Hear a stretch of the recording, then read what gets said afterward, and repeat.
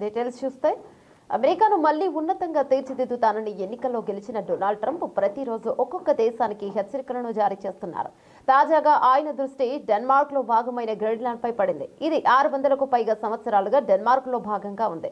Trump తమ సామాజిక మాధ్యమ వేదిక ట్రూత్ సోషల్ స్పందిస్తూ దేశ భద్రత, ప్రపంచ స్వేచ్ఛ కోసం గ్రీన్లాండ్ పై యాజమాన్యం నియంత్రణ ఖచ్చితంగా ఉండాలని అమెరికా భావిస్తోందని పేర్కొన్నారు. గ్రీన్లాండ్ పై నియంత్రణ కావాలనే కోరికను ఆయన తన మొదటి అధ్యక్ష పదవి కాలంలోనే వ్యక్తం చేశారు. ఘాటుగా స్పందించిన గ్రీన్లాండ్ పీఎం ట్రంప్ హెచ్చరికపై గ్రీన్లాండ్ ప్రధానమంత్రి ముటే ఎగడే ఘాటుగా స్పందించారు. మేం ఎన్నటికీ అమ్మకానికి ఉండబోము, స్వాతంత్ర్యం కోసం మా సుదీర్ఘ యుద్ధాన్ని ఓడిపోబోము అని తెలిపారు.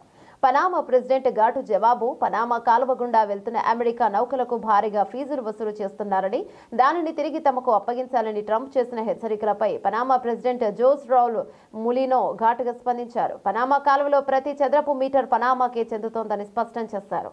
ట్రంప్ వ్యాఖ్యలు తమ సార్వభౌమాధికారాన్ని కించపరచడమేనని మండిపడ్డారు.